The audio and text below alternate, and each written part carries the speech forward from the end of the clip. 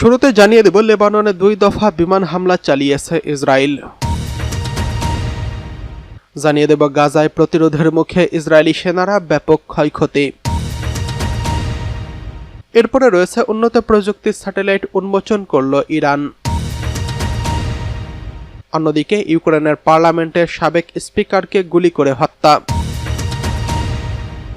সর্বশেষ জানিয়ে দেব, 7 বছর পর প্রথমবারের মতো চীন সফর, সম্পর্ক উন্নয়নে প্রতিশ্রুতিবদ্ধ ভারত, জানিয়েছেন নরেন্দ্র মোদী।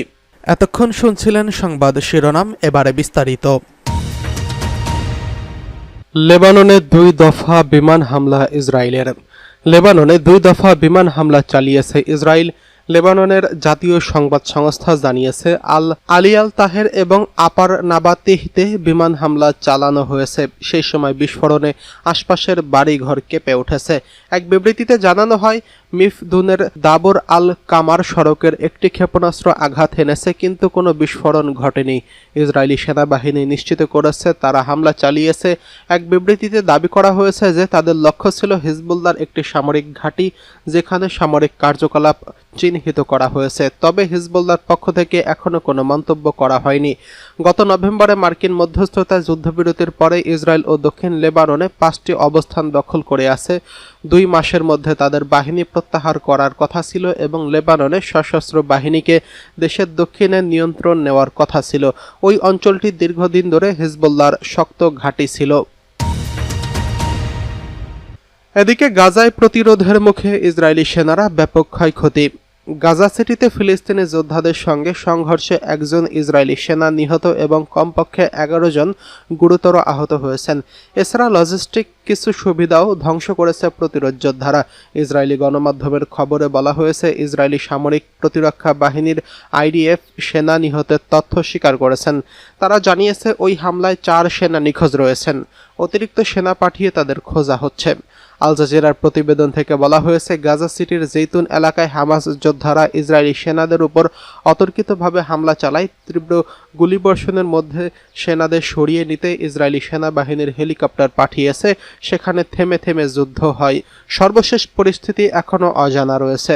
এই ঘটনার পর ইসরায়েলি সেনারা হ্যানিবাল প্রোটোকল চালু করে, যা যুদ্ধক্ষেত্রে সেনাদের বন্দী হওয়া ঠেকাতে ব্যবহৃত হয়। হামাসের মুখপাত্র আবু ওবায়দা বলেছেন, গাজা দখলের মূল্য ইসরায়েলি সেনাদের রক্ত দিয়ে চুকাতে হবে। এই ধরনের অভিযানে আরও বেশি ইসরায়েলি সেনা বন্দী হওয়ার সম্ভাবনা বাড়ছে। সর্বশেষ মৃত্যুর ফলে যুদ্ধ শুরু হওয়ার পর থেকে গাজায় নিহত ইসরায়েলি সৈন্যের সংখ্যা 445 জনে দাঁড়িয়েছে। সর্বশেষ হামাস যোদ্ধারা দাবি করছে, ইসরায়েলি সেনা হতাহতের প্রকৃত সংখ্যা গোপন করছে, নিহতের সংখ্যা আরও বেশি। এদিকে উন্নত প্রযুক্তির স্যাটেলাইট উন্মোচন করল ইরান। উন্নত প্রযুক্তির কাউসার 1 স্যাটেলাইট উন্মোচন করছে ইরান। 30 আগস্ট এটিকে সফলভাবে উন্মোচন করা হয়। এ সময় ইরানের উপমন্ত্রী এবং আকাশ মহাকাশ সংস্থার প্রধান হাসান সালারিয়েহ উপস্থিত ছিলেন। সালারিয়েহ নিশ্চিত করেছেন যে আগামী কয়েক মাসের মধ্যে দেশীয়ভাবে নির্মিত উপগ্রহের দ্বিতীয় মডেলটি কক্ষপথে উৎক্ষেপণ করা হবে। গত কয়েক বছরে কাউসার 1 এবং হুদহুদ উপগ্রহগুলো সৌজ লঞ্চার ব্যবহার করে সফলভাবে কক্ষপথে স্থাপন করেছিল ইরান। 1 বছরেরও কম সময়ের মধ্যে আপগ্রেড করা হয়েছে কাউসার। চূড়ান্ত পরীক্ষা সম্পন্ন করেছে ইরান।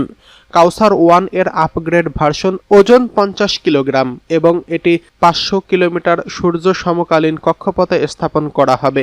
এই কক্ষগ্রহটি কাউসার 1 এবং হুদুদের মিশনগুলোকে একত্রিত করবে, যার মধ্যে remote sensing, internet of things, নির্ভুল কৃষি এবং ম্যাপিংয়ের প্রয়োজন রয়েছে। সালারিয়েহ জোর দিয়ে বলেন, কাউসার হলো ইরানের বেসরকারি খাত যা নির্মিত প্রথম পর্যবেক্ষণ উপগ্রহ। তিনি বলেন, দ্বিতীয় সংরক্ষণে ইমেজিং এবং টেলিযোগাযোগ পেলোডগুলোর পাশাপাশি ডাটা ম্যানেজমেন্ট কোড এবং অ্যালগোরিদমের আপগ্রেড অন্তর্ভুক্ত রয়েছে, যা প্রথম মিশন থেকে প্রাপ্ত অগ্রগতির প্রতিফলিত রূপ।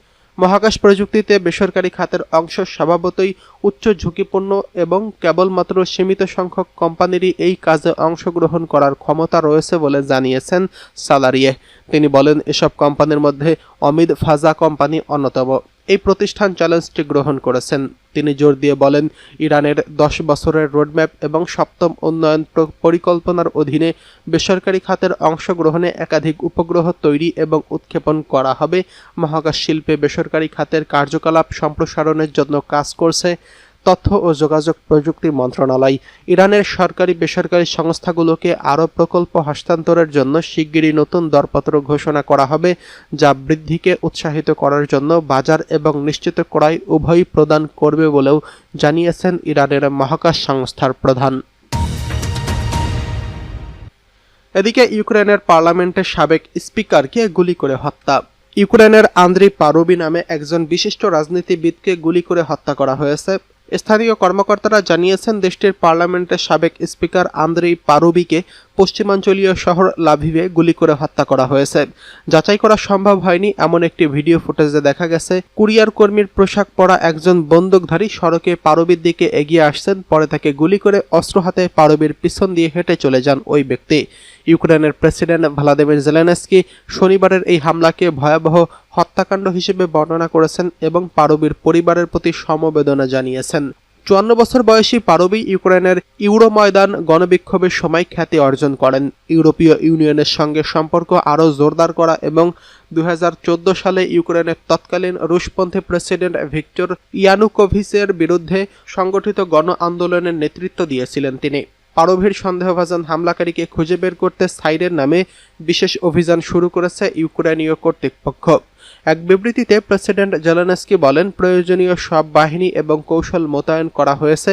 ইউক্রেনের প্রসিকিউটর বলেছেন, একজন অজ্ঞাত বন্দুকধারী এই রাজনীতিবিদকে লক্ষ্য করে বেশ কয়েকবার গুলি চালায় এবং পারুবি ঘটনাস্থলেই মারা যায়। শনিবার এক সংবাদ সম্মেলনে লাভিভ পুলিশ প্রধান ওলেকজান্ডার বলেছেন, বন্দুকধারী আগ্নেয়াস্ত্র থেকে প্রায় 8টি গুলি চালিয়েছে। তিনি আরও বলেন, খুব সতর্কভাবে পরিকল্পনা করে তাকে হত্যা করা হয়েছে বলে মনে করা হচ্ছে। এদিকে 7 বছর পর প্রথমবারের মতো চীন সফর, সম্পর্ক উন্নয়নে প্রতিশ্রুতিবদ্ধ ভারত, জানিয়েছেন নরেন্দ্র মোদী। নয়াদিল্লি বেইজিংয়ের সঙ্গে সম্পর্ক উন্নত করতে প্রতিশ্রুতিবদ্ধ।